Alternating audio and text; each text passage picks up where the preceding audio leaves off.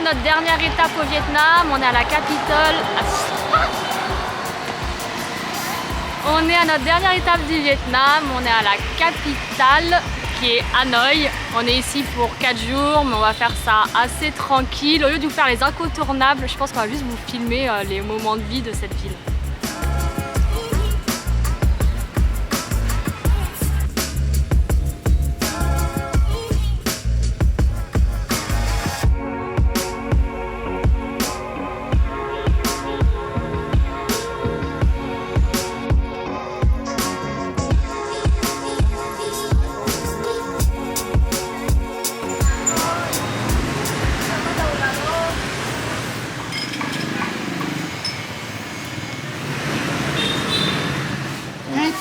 Je pense.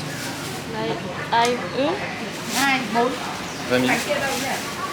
Bánh đại đâu hả? Đây, đây có là, đây là.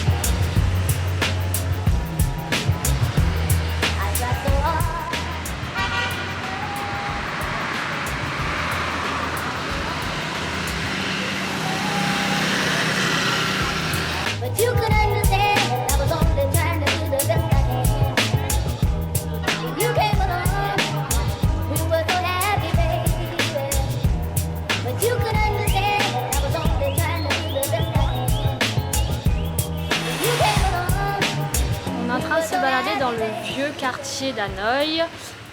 Donc en fait ce sont que des petites rues un peu partout et avant en fait il y avait il me semble 36 quartiers qui étaient répartis selon une spécialité. C'est-à-dire que c'était vraiment séparé quartier fleurs, quartier menuiserie, quartier dadali. Maintenant c'est un petit peu plus mélangé.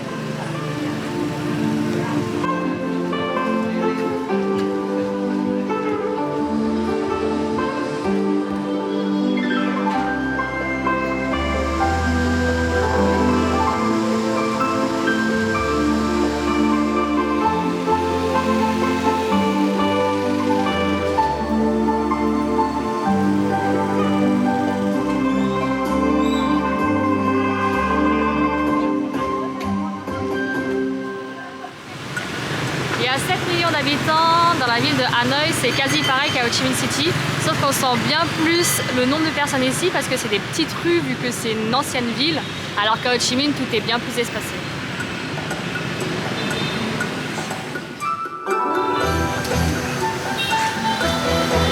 Il fait un peu ton corps.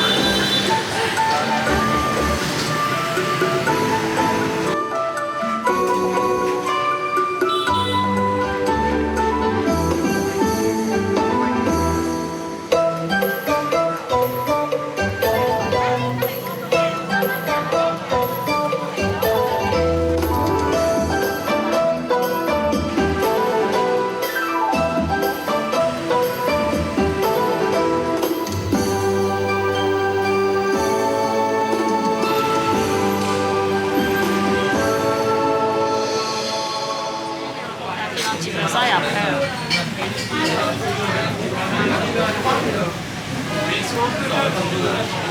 on goûte la spécialité de Hanoï, c'est le bún chao. Bún chao. C'est une soupe avec des nouilles et de la viande.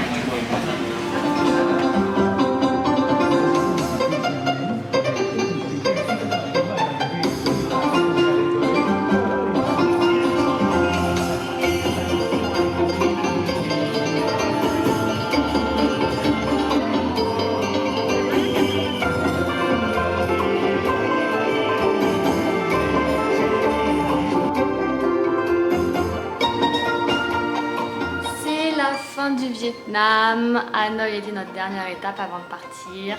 Malgré qu'on ait eu un temps absolument horrible pendant tout le mois sur tout le nord du Vietnam, on a clairement adoré et il fait partie de nos pays préférés. On a adoré la liberté de pouvoir louer un scooter et vraiment se balader tranquillement avec. On adore le fait qu'il y ait du monde partout, que ça grouille, les gens sont adorables. Il y a plein de spécialités culinaires à manger, en fait c'est vraiment très diversifié. Les paysages sont fous, que ce soit entre le sud, le nord, il y a tellement de choses différentes. Et malgré que ce soit un long pays, au niveau des distances, en fait les transports sont tellement incroyables. C'est les meilleurs transports qu'on ait fait depuis le tout début. C'est un confort, genre de fou. Voilà, et en plus de ça, c'est vrai que c'est un peu plus simple de se débrouiller que dans les autres pays d'Asie parce qu'ils ont le même alphabet que nous. Ce qui fait qu'on peut plus facilement apprendre leur langue et essayer de se dépatouiller. Je crois que c'est le pays où on a appris le plus de vocabulaire.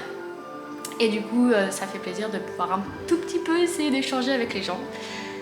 Donc voilà, gros coup de cœur. On a passé 2 mois et je pense qu'on aimerait bien en passer encore plus parce qu'on a plein de choses qu'on n'a pas découvertes. Et on se retrouve donc dans un nouveau pays.